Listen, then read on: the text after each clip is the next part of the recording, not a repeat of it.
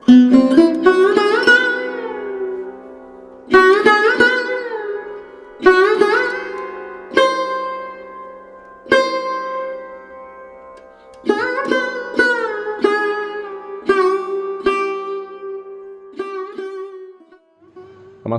मैं अतुल चतुर्वेदी बोल रहा हूँ। महाप्राण निराला से संबंधित चर्चा के अगले एपिसोड में आपका स्वागत है। इस एपिसोड में हम चर्चा करेंगे कि कैसे निराला जी और गांधी जी के बीच में हिंदी को लेकर चर्चा होती है और एक गंभीर और उद्वेलित करने वाली चर्चा होती है। कैसे निराला जी एक कवि के लिए गंगा जी तक चले गए पानी लेने। निराला जी पर पैसे आए थे उनके जीवन यापन के लिए और उन्होंने पैसे खर्च कर दिए दूसरों की समस्याएं सुलझाने में। यही उनका फक्कड़पन था, यही उनका मस्त मौलापन था, यही उनकी समाज के प्रति संवेदना थी। तो आइए इस सब विषय पर हम लोग चर्चा बढ़ाते हैं निराला जी के प्रपौत्र डॉक्टर विवेक निराला के साथ। आप भी इस चर्चा में शामिल होइए। मुझे विश्वास है कि आपको ये चर्चा अच्छी लग रही होगी। यदि अच्छी लग रही है तो कृपया चैनल को सब्सक्राइब अभी तक नहीं किया है तो सब्सक्राइब कीजिए, वीडियो को लाइक और शेयर कीजिए और आइए इस चर्चा का आनंद लीजिए। निराला जी पर चर्चा बहुत रोचक हो रही है। इस चर्चा के अगले भाग में हम आगे बातचीत करेंगे उन विषयों पर जो निराला जी के व्यक्तिगत जीवन से भी जुड़े हैं, उस समय के समाज से जुड़े हैं और उस समय जो राजनीति में, साहित्य में जो लोग, जिसको कहना चाहिए अलंबरदार लोग थे, उनसे निराला जी के कैसे संबंध और कैसा उस समय चल रहा था, इस विषय में तो हम इस चर्चा को आगे बढ़ाएंगे निराला जी के प्रपौत्र डॉक्टर विवेक निराला जी के साथ। विवेक जी नमस्कार। इस चर्चा को आगे बढ़ाते हुए अब मैं आपसे ये पूछना चाहूंगा कि उस समय जो छायावाद के कवि हैं या अन्य लोग हैं, वो खाली कविता करने तक सीमित नहीं है। जैसे आज के जमाने में, मैं इसको अच्छे बुरे रूप में नहीं कह रहा हूं, लेकिन एक तो समय का परिवर्तन ये है कि अब लक्ष्मी जी और सरस्वती जी में मित्रता हो चली है और अच्छी बात है। ये जो सरस्वती पुत्र हैं वो अच्छा काम करते हैं, अच्छी कविता करते हैं, तो लक्ष्मी जी भी उन पर मेहरबान होती हैं। ये 21वीं शताब्दी का सच है और मैं समझता हूं कि अगर ये पहले हो गया होता तो और अच्छा रहता। लेकिन इसके साथ ही एक बहुत बड़ी बात देखने में ये है कि जब हम पढ़ते हैं, चाहे तुलसीदास के विषय में पढ़ें, तो वो जो लिख रहे थे, जो कर रहे थे, वो सामाजिक समस्याओं और समाज के प्रति उनकी चिंता भी बताता था। उनके बिंब और प्रतिबिंब अलग थे। सूरदास के विषय में भी यही है। और जब हम 20वीं शताब्दी के कवियों की बात करते हैं, रचनाकारों की बात करते हैं, वो चाहे साहित्य में प्रेमचंद हो या इधर जब हम सुमित्रानंदन पंत, महादेवी वर्मा, निराला जी, जयशंकर प्रसाद और सुभद्रा कुमारी चौहान और तमाम जिन लोगों ने अपना नाम बनाया, इनकी बात करते हैं, तो इनके सरोकार जो थे, वो सरोकार बहुत सजग प्रहरी के रूप में और लोगों के दिमाग की कुंडी खटखटा देंगे। यानी खाली ऐसा नहीं है कि छायावाद के कवि हैं तो खाली जिसको वेस्टर्न उसमें कहिए कि रोमांटिसिज्म की बात हो रही है, उसमें एक उनकी चिंता भी छिपी हुई है। और सिर्फ चिंता नहीं जता रहे हैं, रास्ता और आशा और उम्मीद भी बता रहे। ऐसे में इन लोगों के जैसे उर्दू में फिराक गोरखपुरी थे, वो भी इलाहाबाद में ही थे, महादेवी जी इलाहाबाद में थी। इन सबके कुछ आपस के संबंधों की चर्चा हम चाहेंगे कि देखिए, साहित्य की चर्चा तो जो लोग पढ़ते हैं सब है, उनको थोड़ा बहुत मिल जाती है, लेकिन जो व्यक्तिगत जीवन के मामले हैं, ये भी हम लोग थोड़ी चर्चा करें। तो कुछ आप अगर इस पर जानकारी दें। बिल्कुल, इलाहाबाद एक तरह की सांस्कृतिक राजधानी बन चुकी थी। इलाहाबाद साहित्य का एक ऐसा केंद्र बन चुका था जहां से मोहर लगने के बाद ही कोई अपने आप को मान सकता था कि हाँ, मैं साहित्य की दुनिया में मुझे रिकॉग्नाइज किया जा सकता है। वो इलाहाबाद रही थी।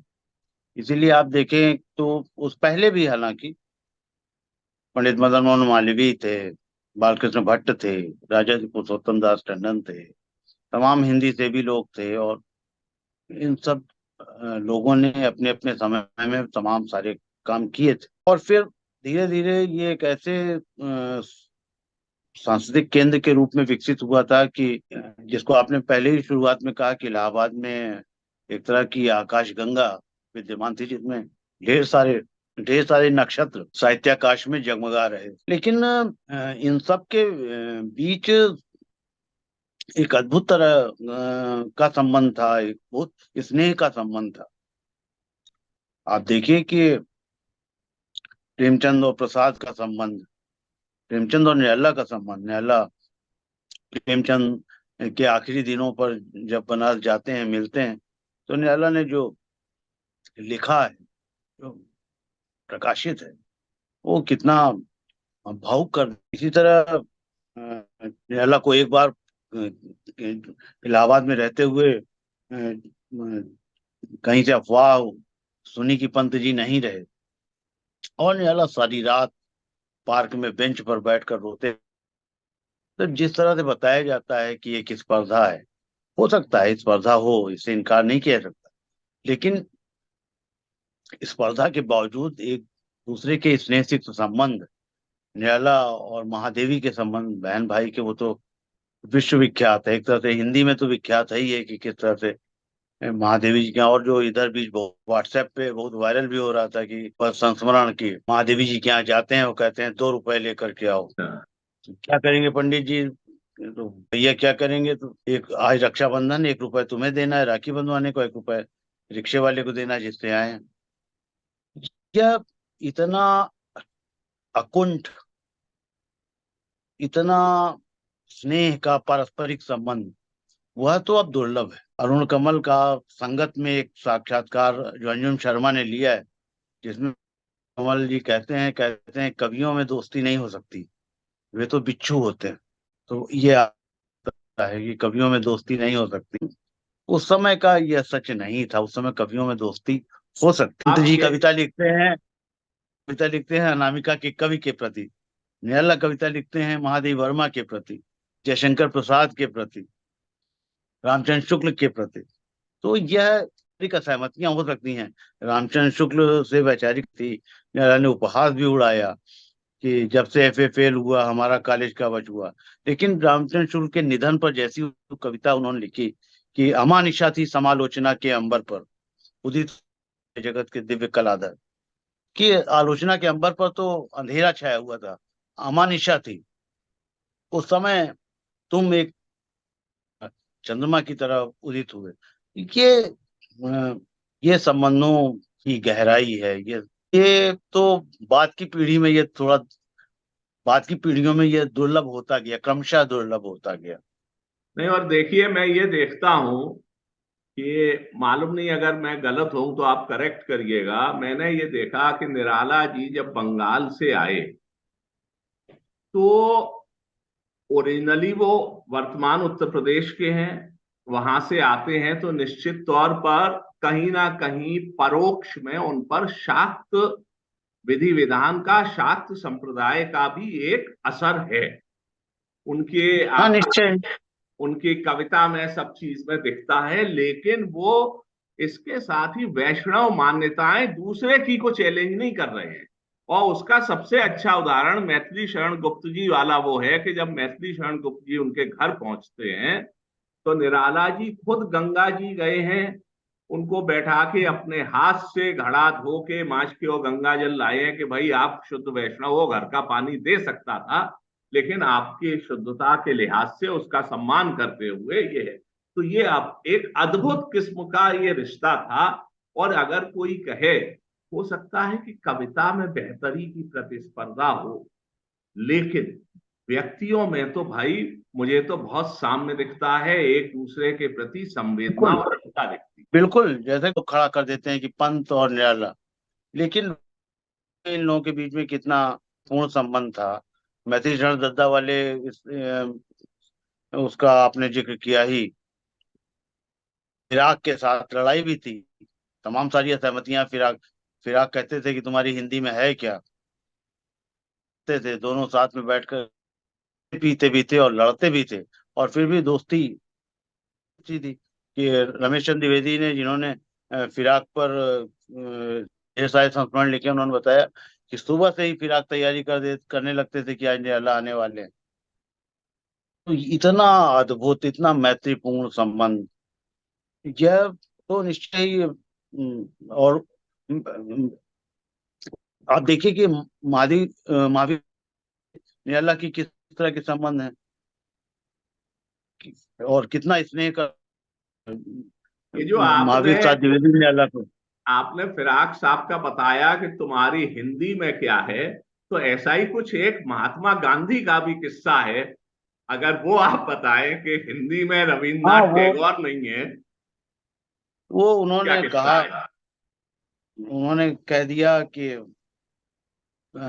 हिंदी में अभी भी दरबारी ढंग की कविता होती है, और हिंदी रविन्द्रनाथ टैगोर नहीं हुआ। अब निराला को बात लग गई तो लग गई।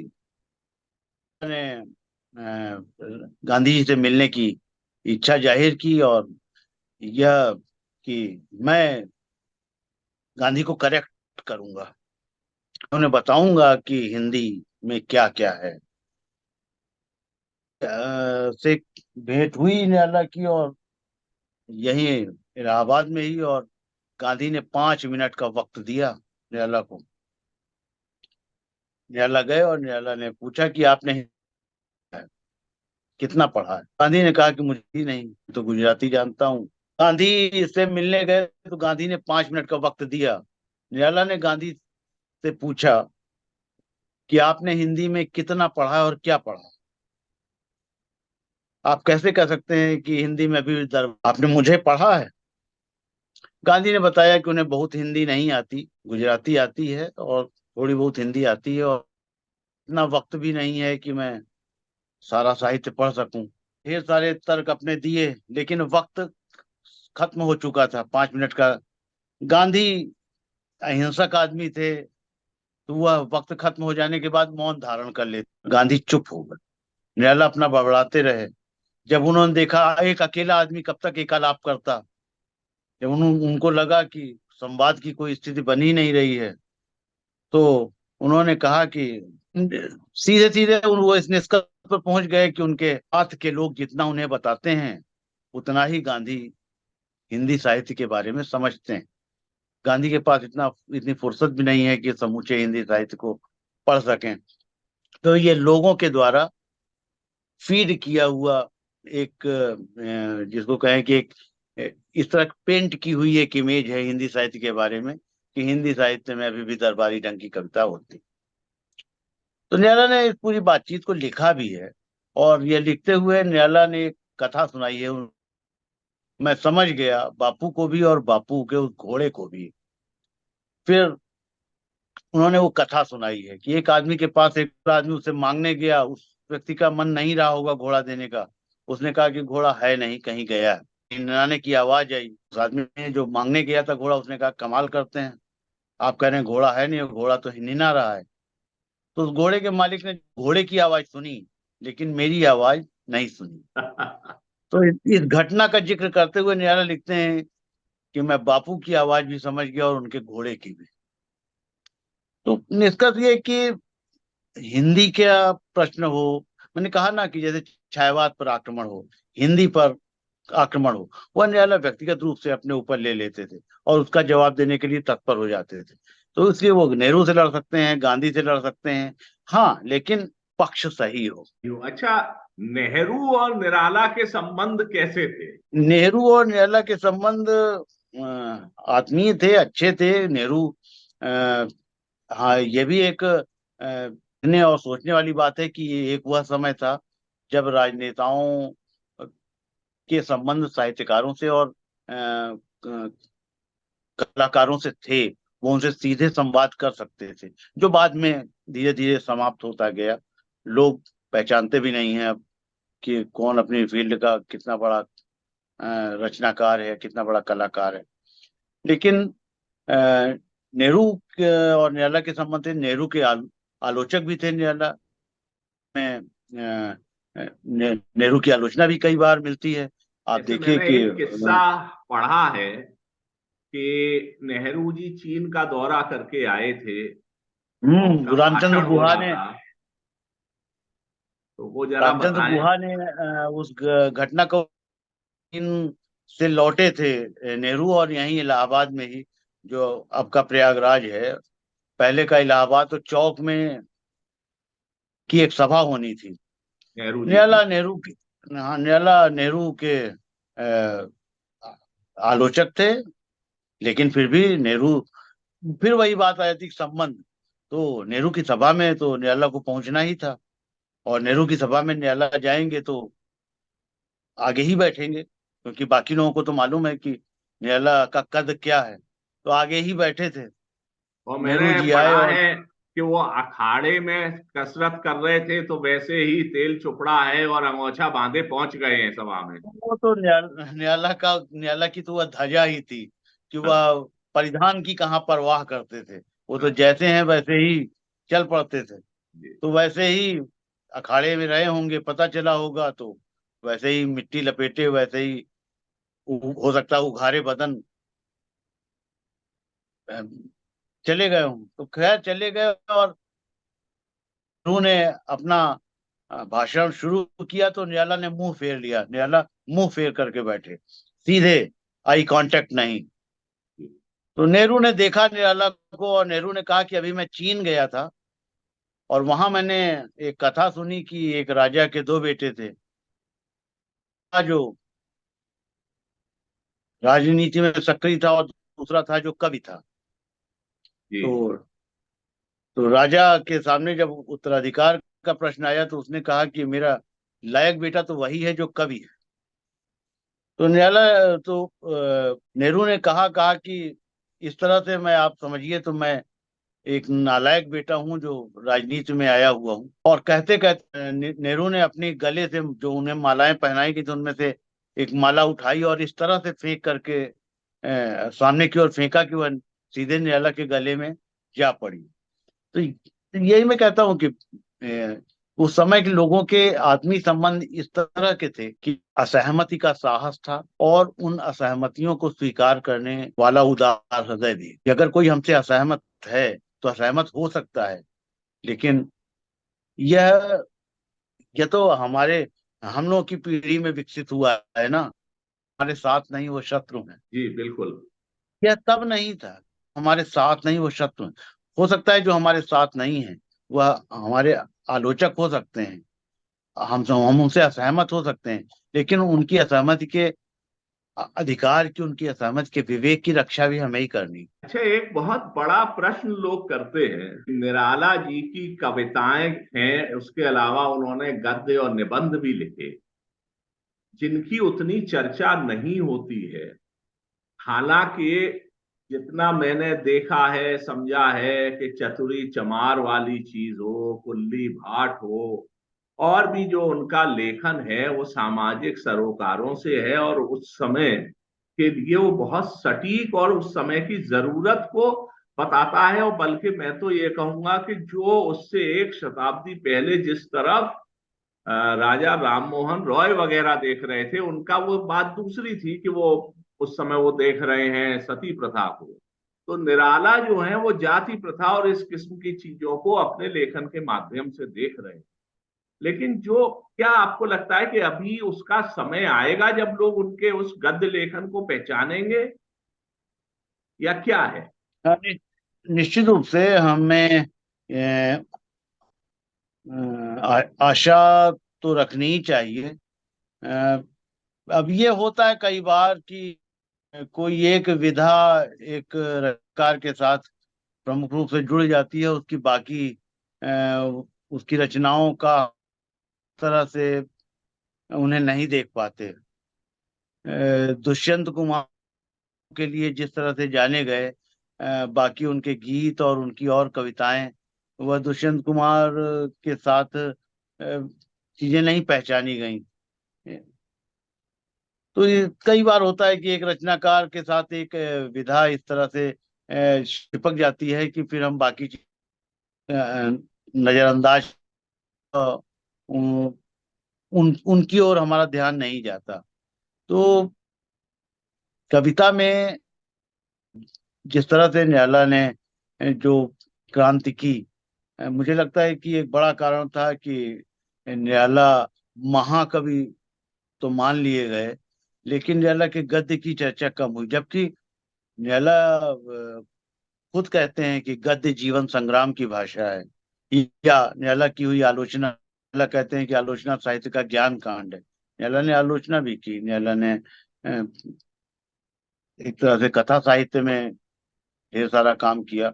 और निराला का कथा साहित्य बेई बार अनुपूरक भी, कि निराला ने कविताओं में जो करते थे वह बातें बहुत सारी उन्होंने गद्य में कही हैं, कहानियों में कही हैं। और अद्भुत कहानियां हैं। कुछ राजा दिखाया जैसी कहानी हो, या दो दाने जैसी कहानी हो। इतने उपन्यास लिखे, कई सारे। आप देखिए कि अप्सरा है, अलका है, निरुपमा है, प्रभावती है, ढेर सारे। तुलना कम होती है। और है कि ढेर सवेर नैला के गद्य को भी पढ़ा जाएगा, पहचाना जाएगा। और कई बार वो लगता है कि अपने समय आगे जा करके लिख रहे हैं। चाहे वो जो दलित विमर्श बाद में चतुरी में किस तरह से वह आता है और किस तरह से तैयार करते हैं, तो एक जिसको कहते हैं दलित आह्वान। आप देखिए कि कविता में तो वो कह ही रहे थे कि जल्द जल्द पैर बढ़ाओ, आओ आओ, धोबी पासी चमार तेली खोलेंगे अंधेरे का ताला। आज अमीरों की हवेली, किसानों की होगी पाठशाला, धोबी पासी चमार तेली खोलेंगे अंधेरे का ताला। या दलित जन पर करो करुणा। लेकिन गद्य में किस तरह से वो आ रहा है। श्यामा जैसी कहानी है, या चतुरी चमार जैसी कहानी है। यह सब तो इसीलिए मैं कहता हूँ कि गद्य उसका, उनकी कविताओं का पूरक है। तो दोनों को एक साथ जब आप रख करके देखेंगे, तब एक मुकम्मल तस्वीर हमारे सामने आला क्या चाहते थे, कैसे सोचते थे। तो इस तरह तमाम सारी चीजें हैं। तो गद्य पर उतना काम हुआ नहीं, और मेरा ख्याल है होना चाहिए था। लेकिन आपने जैसे क्या सोचते थे कहा, तो मैं आपसे बात कर रहा हूं और मेरा दिमाग उनके विषय में सोचने लगता है। और वैसे भी मैं आपको बताऊं कि हमारी पीढ़ी के तो प्रिय कवियों में निराला रहे हैं। तो मुझको लगता है कि कहीं ना कहीं उसको मैं मार्क्सवाद तो नहीं कहूंगा, क्योंकि निराला के में छीनना नहीं है, देना है। बिल्कुल। मतलब एक बहुत बड़ी चीज यह है कि संवेदना है गरीब की और पिछड़े की और दलित की समस्या के प्रति, लेकिन छीन के नहीं, दे के है, जो कि गांधी जी के ट्रस्टीशिप से भी आगे चला जाता है। बिल्कुल। और जैसे अभिमन्यु महाभारत के चक्रव्यूह में घिरा है और लड़ रहा है, वैसे मैंने कहीं पढ़ा भी तो मुझे लगा ये सटीक बात है कि निराला जी एक तरफ व्यक्तिगत समस्याओं में घिरे हैं, एक तरफ वो जो कविता रच रहे हैं उससे संबंधित भी एक चक्रव्यूह बना हुआ है, लोग हमले कर रहे हैं और वो उसका सामना करते चले जा रहे हैं। और मुझे कई बार ऐसा लगता है कि जो निराला जी में जिजीविषा है उनकी, उनका जो अपना दोबारा खड़े हो जाने का है, कि ये वशिष्ठ और विश्वामित्र की लड़ाई है।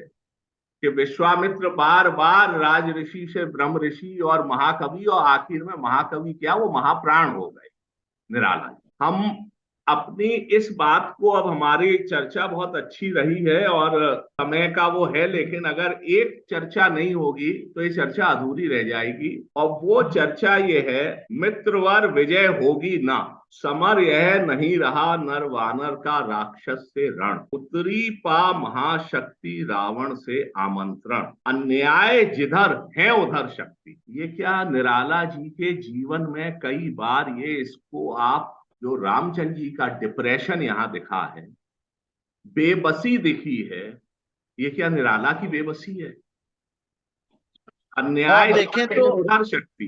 फिर इसके आप अगली देखें बार तो इस पे हम आएंगे कि उस जब पूरे निराला ये सब बातों के बाद भी एक और मन नहा रहा राम का, जो न थका, जो नहीं जानता दैन, नहीं जानता विनय। तो वो तो अब निराला जी का है ही। और आखिर में कि होगी जय हे पुरुषोत्तम नवीन, कह महाशक्ति राम के वदन में हुई लीन। तो ये तो उन्होंने ऐसे समावेश करके बता दिया कि मैं हारने वाला नहीं हूं, लेकिन डिप्रेशन यह की है। यह बिल्कुल वैसा ही है जैसा निराला का मन, कि तो जिसको मैंने शुरुआत में कहा कि थोड़ी देर के लिए हताशा आती है जी और फिर भीतर से वही आत्मिक शक्ति, जिसको मैंने फीनिक्स के रूपक से कहा कि वो अपनी ही राख से फिर उठ जी खड़ा होता है। जी तो राम को एक निरे मनुष्य की तरह, अपनी तरह ही चित्रित कर देते हैं, कि जैसे वो मधुसूदन गुप्त ने सवाल किया था ना कि राम तुम ईश्वर नहीं हो क्या, उसी लेकिन यहाँ निराला राम को बिल्कुल मनुष्य बना करके खड़ा कर देते हैं कि उसमें लगता ही नहीं कि दूर दूर तक कहीं कोई ईश्वरत्व, कोई ऐसा ऐश्वर्य वह कहीं राम के भीतर विद्यमान। तो निराला का अपना संघर्ष भी है, इसकी प्रतिच्छवियां हम उस कविता में सरोवर स्मृति में तो लेकिन उस प्रतिच्छवियां कि निराला के अपने आत्म संघर्ष और निराला के अपने संघर्षों की प्रतिच्छवियां आप उस राम की शक्ति पूजा में देख सकते हैं। राम का भी संघर्ष राम के संघर्ष के रूप में चित्रित हुई। यह तो हर समय का सत्य होता है कि एक विशेष कालखंड में ऐसा लगता है कि जैसे अन्याय जिधर है उधर शक्ति, शक्ति अन्यायी के पास ही शक्ति है। हर कालखंड में हमको लगता है भाई, औपनिवेशिक स्वाधीनता आंदोलन के जमाने में ऐसा लगता था कि भाई वे ही अन्यायी हैं और उस शक्ति भी उन्हीं के पास है। लेकिन फिर भीतर की आत्मिक शक्ति ही उठ खड़ी होती है, वही गांधी का सत्याग्रह फिर उठ खड़ा होता है जो उस अन्यायी शक्ति के मुकाबले है। तो इसी तरह है, अब कई सारी चीजें इसमें आती हैं। एक तो यह है कि अन्याय जिधर है उधर शक्ति, फिर इसका उपाय यही है कि शक्ति की करो मौलिक कल्पना, करो पूजन, समर में जब तक न सिद्धि हो रघुनंदन।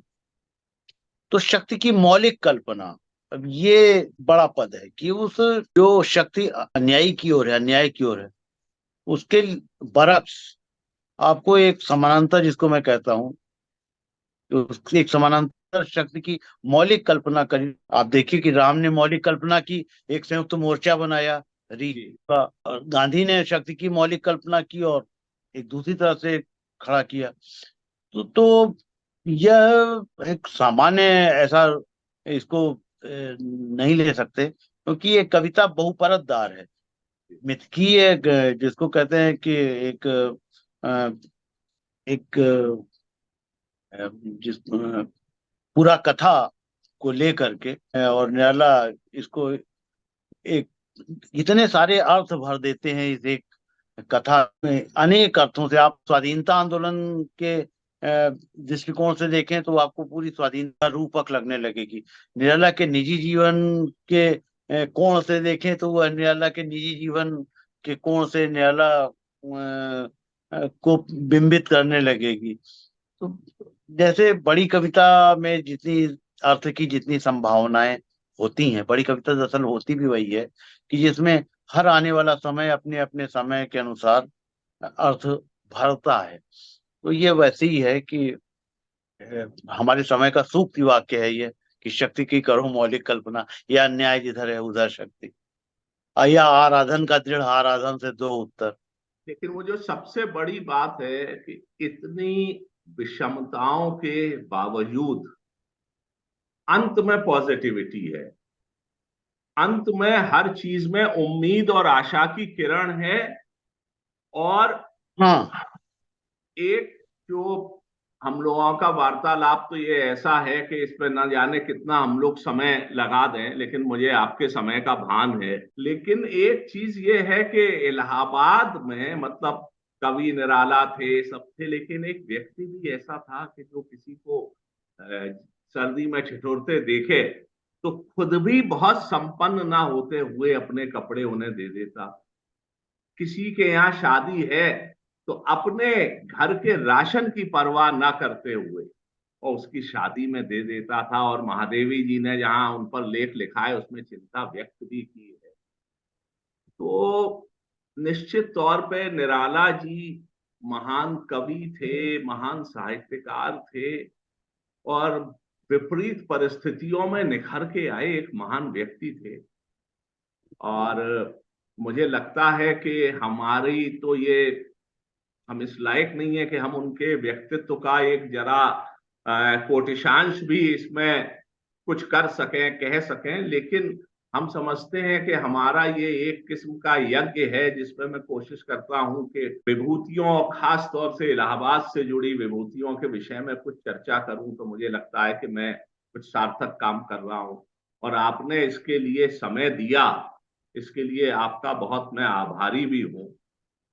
और आगे भी कभी मैंने समय तो मिलेगा तो फिर आपको इसके लिए हम कहेंगे कि समय निकालें। बिल्कुल, मैंने इसीलिए कहा कि दरअसल दुर्योग ही ऐसे रहे कि बहुत सारी स्थितियां विपरीत रही कि नहीं, मेरा भी मन था, और आज आपसे जुड़ करके और आपसे अ, बातें करके अच्छा ही लगा। मैंने पहले ही कहा कि स्मरण हमेशा हमको शक्ति देता है, और अपने पूर्वजों का स्मरण करते हैं। और वो पूर्वज इस तरह से, मैं जब पूर्वज कह रहा हूं तो उसको सिर्फ सीमित अर्थ में न लिया जाए कि हाँ, चूंकि मैंने अल्लाह की वंश परंपरा में हूँ इसलिए मैं पूर्वज कह रहा हूँ। जो भी हमारे वो पूर्वज तो पूर्वज हैं, पहले निराला ही कह गए हैं, भूषण और छत्रसाल वाला। तो इतना बड़ा हिंदी का परिवार इतना बड़ा है, या हमारा जो हमारा ऋषि तो पूरी वसुधा को ही एक कुटुंब मानता है। तो इस तरह हमारे जितने भी पूर्वज हैं उन सबका इस बार बार स्मरण हमको शक्ति ही देता है। और शक्ति पाने के लिए राम ने जैसे देवी का स्मरण किया था, उस तरह हमें बार बार अपने पूर्वजों की ओर जाना होगा, लौटना होगा, और उन्हीं से शक्ति लेकर के हम अपने समय में शायद कुछ कर सकें। क्योंकि अब परंपरा जो हमारी है उससे बिल्कुल उस परंपरा को खारिज करके हमारे हाथ कुछ आने वाला नहीं है। परंपरा में रह करके ही, परंपरा से जुड़ करके ही हम परंपरा को नवीन भी करना है, अगर नया भी करना है तो भी हमें परंपरा के भीतर रह करके ही करना होगा। दिन अल्लाह हमें सिखाते हैं कि परंपरा में रह करके भी परंपरा से विद्रोह। तो जब हमने अल्लाह को याद कर रहे हैं तो हमें अपने सारे उन पूर्वजों को भी याद करना चाहिए जिनसे, जिनकी परंपरा में निराला है, और जिस परंपरा से ने निराला को बहुत कुछ दिया, जिस परंपरा से निराला ने लिया और फिर उसे आगे बढ़ाया। तो हम लोगों के पास निराला का दिया हुआ बहुत कुछ है, और उस विरासत को बनाए और बचाए रखने की भी जिम्मेदारी हमारी है। इसलिए हमें बार बार उनकी ओर लौटना ही होगा। और यह तो हमेशा सुख देता है। निराला की कविता पंक्ति है कि सुख का दिन डूबे डूबे तुमसे न सहज मन ऊब जाए। तो हमारे सुख के दिन चाहे जब डूब जाएं, लेकिन न कभी उबा है और न कभी उबेगा। जब जब आप याद करेंगे मैं फिर हाजिर होऊंगा, फिर हमारे बीच निराला होंगे, चलिए, फिर हम अपने बहुत पुरखे का स्मरण करेंगे। बहुत बहुत धन्यवाद डॉक्टर विवेक निराला जी। आपने समय निकाला। दर्शकों को बहुत बहुत धन्यवाद। मुझे उम्मीद है कि ये एपिसोड और महाप्राण निराला विषयक चर्चा आपको अच्छी लगी होगी। आगे हम लोग ऐसी चर्चाओं में और मिलेंगे। तब तक के लिए आज्ञा दीजिए। आपका दिन शुभ हो। धन्यवाद। नमस्कार। आप सबका आभार।